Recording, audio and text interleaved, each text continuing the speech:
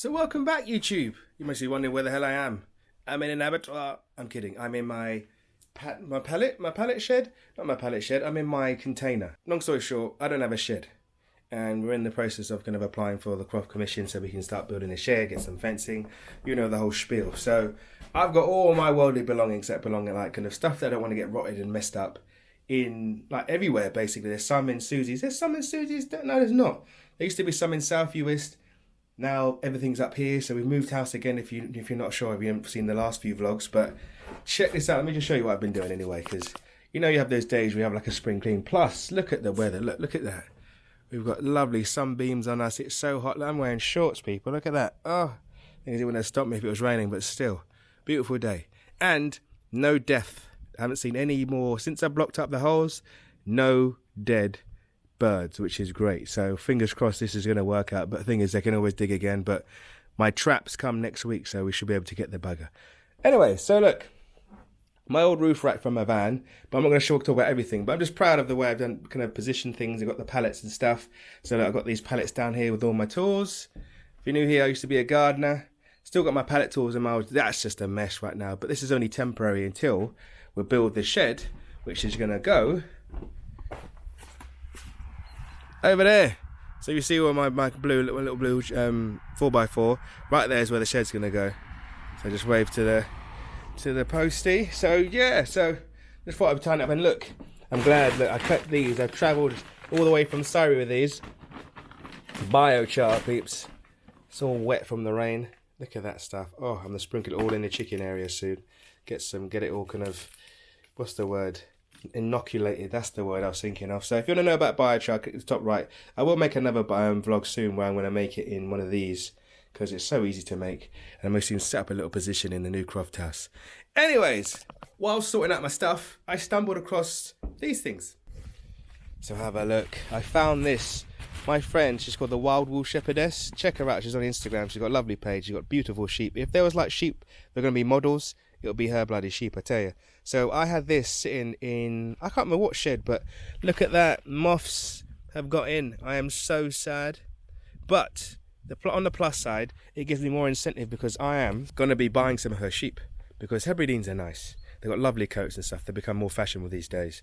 But again, if you've got, anyways, if you look at her page, honestly, I'll put her page down here. If you see her page, you'll understand what I mean. Like, the sheep are beautiful. So I'll get some more sheep, and then we can get, because this is like massive. This is like something you put over your bed. Honestly, it's a really, really nice rug, but the moths got to it. But on the plus side, it's not going to go to waste. What I'll do, I'll put it in with the chickens, and then they can pick away at the grubs. It'll keep them entertained. It's like a slow nitrogen release, and we can go from there. And plus, the chicken area right now, it's got the ducks in, so it's looking pretty muddy. So that's why I've got my bag of carbon. Like, we've got old formula leaves, we've got some old like egg cups, you got all the stuff that we need. But the other thing that I'm going to talk about is this. I've had this knocking about. I'm not getting sponsored for any of this, but Thompson and Morgan, they're very, very good. Honestly, a good company. Like, you know, some places where you buy plants and then like you get them and they look like there's 2 leaves and there's like nothing like the picture. This website, this company, they're very good at that. So I thought, why not just buy some wildflowers and stuff and give her a wave.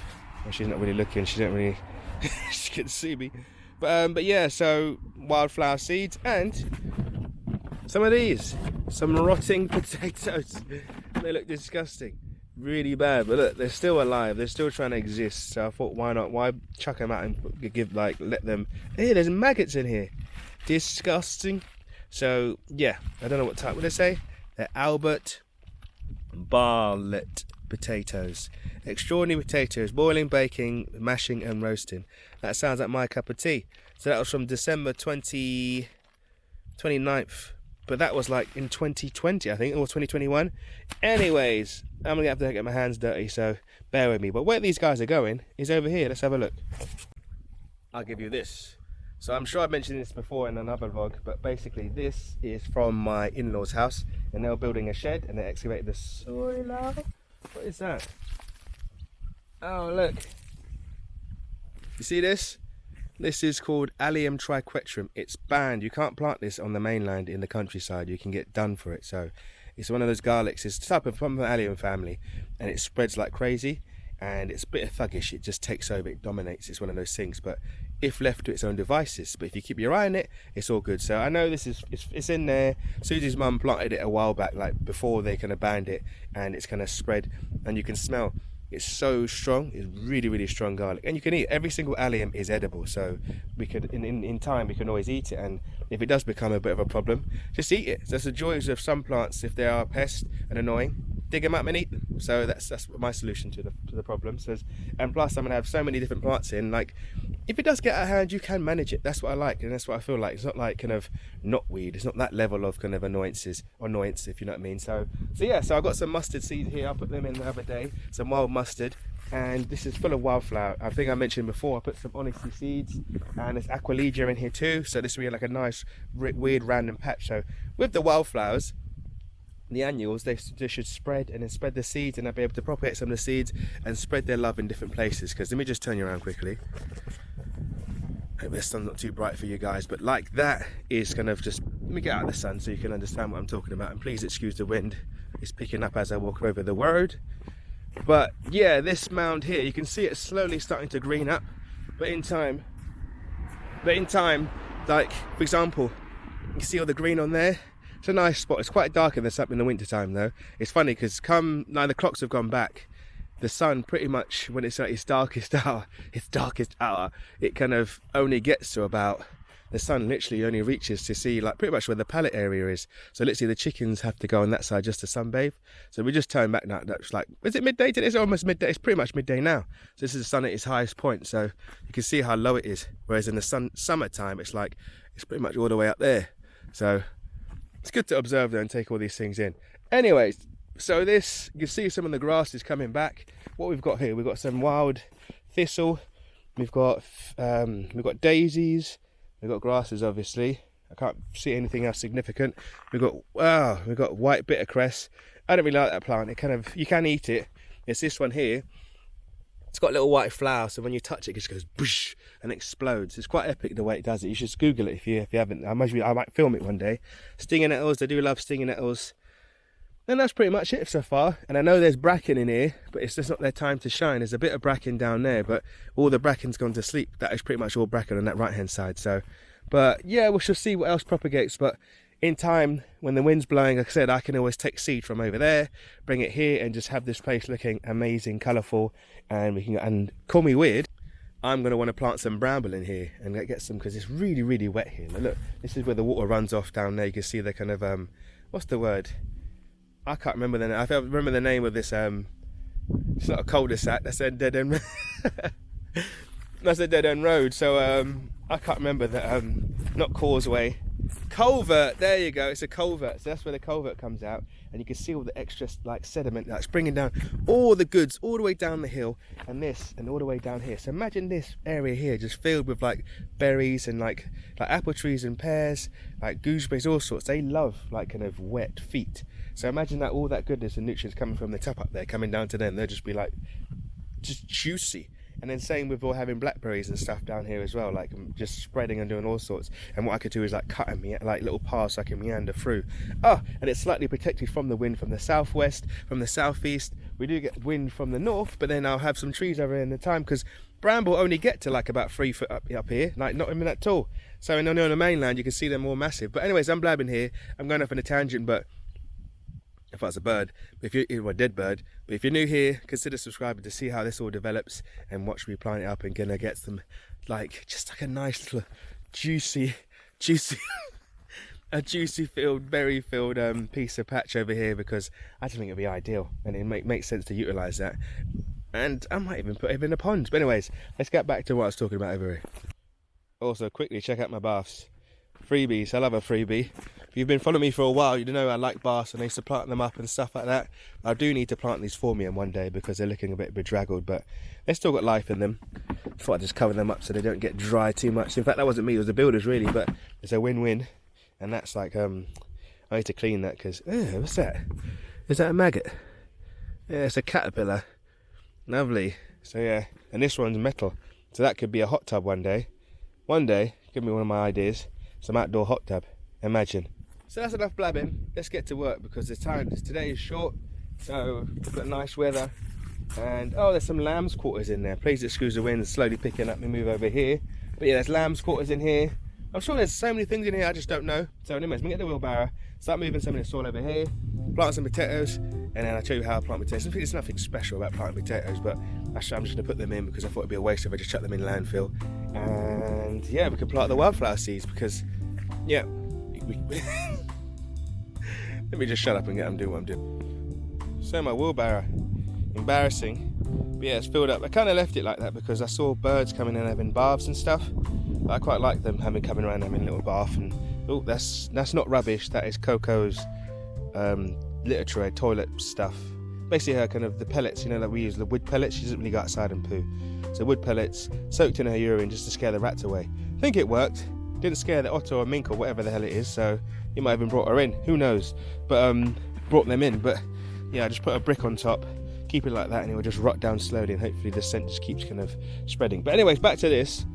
Yeah, the birds were coming in having a little bath, but I think it's a bit too deep for them right now, so let's empty it out. But when I pour it, it should end up into a little system, and I'm going to bring it over towards that section over there and just see and watch it work and fill up their lovely pond.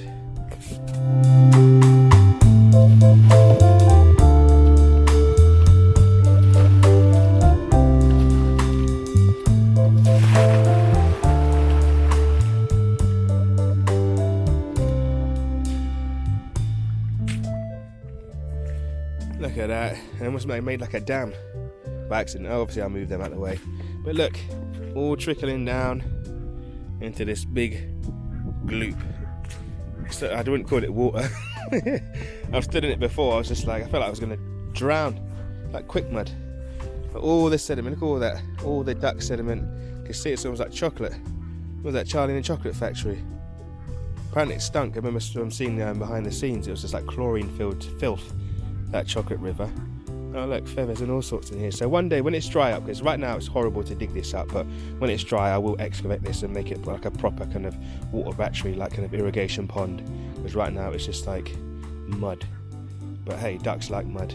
As you can see, their feet are all over the place. But we've got the wheelbarrow now, let's go and do what we need to do.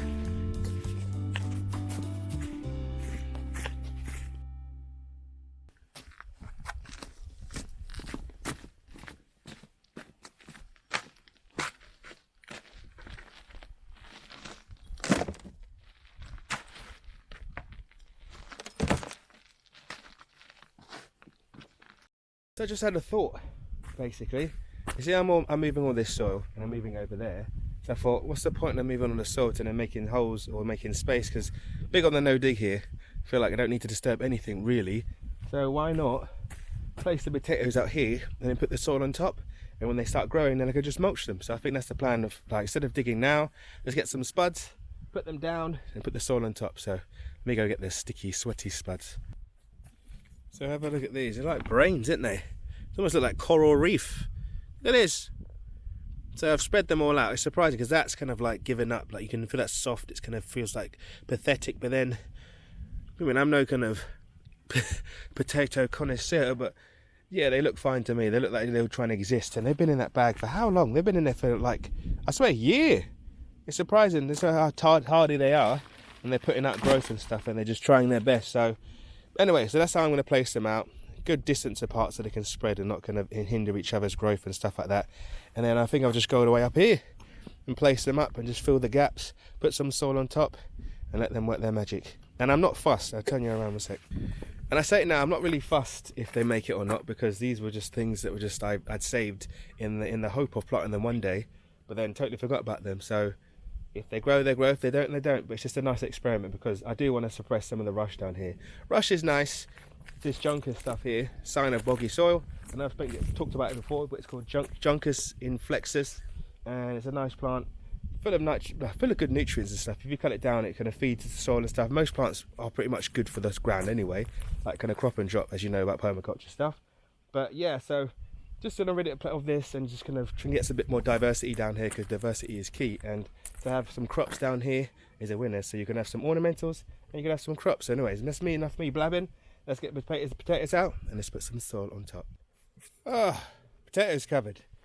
I forgot how much digging makes you hot, and plus you can still, mate, I wash my, like, maybe because of my complexion, but Susie and Cedar, we went Halloween, went out trick-or-treating the other day. and we all had white face makeup, face paints on. I've washed my face how many times? But look, it's still there. I think I need makeup remover. So yeah, when I get back, if you're wondering what that is because of the white face paint. It's quite annoying, but it was like 3 days ago. Anyway, so yes, hot and sweaty. Got these mounds now. All the potatoes are over there. Just need to level this out, because if I were to sprinkle some wildflower seeds on here just willy-nilly and let them grow, it was just the ground would be all uneven. It wouldn't look as good. The thing is, it would still look pretty, but it just like in time there'll be kind of, the ground will settle. Is what you want to do is compact it. Like when you plant grass and when you lay grass seed, you compact it. So it's a similar thing when it comes to meadow seed. So what I do now is grab my rake and make this nice and level, and then we can sprinkle some seeds.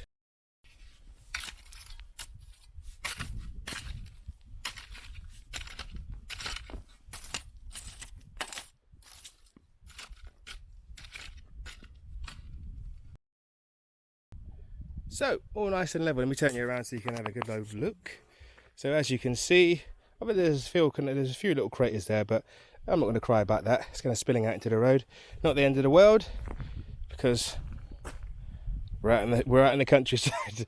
So what I'm going to do now, and obviously if you find some big stones like this, like the seeds ain't going to want to grow through this. So if anything, you put them aside for another project or just move them aside. So there's quite a few chunky ones in here. Nothing to cry about on this, but plus it will help with drainage, which is great. There's a lot of sand in here, which is good for drainage.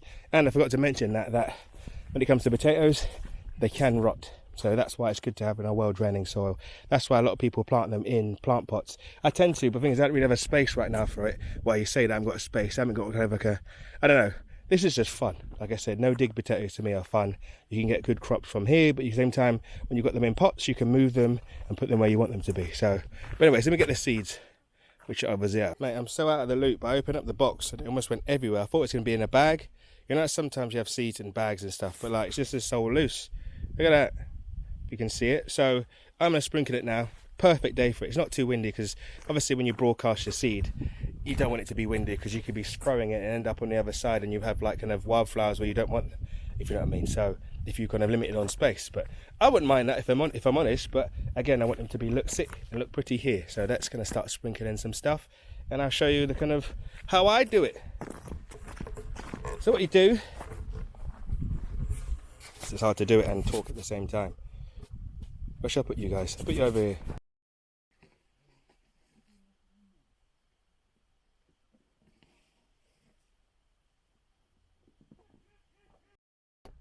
So yeah, so wildflowers, I spread them, and they only got up to here, sadly, which is fine. The thing is, what I can do, if you feel like you've run out of space, I could always rake from over here to try and get some wildflower seeds. But in time, it will spread up there. So I mean, I'm in no rush. Like obviously, I want instant kind of gratification when it comes to all this kind of stuff. Like boom, as I turn the corner, you just have this massive colour.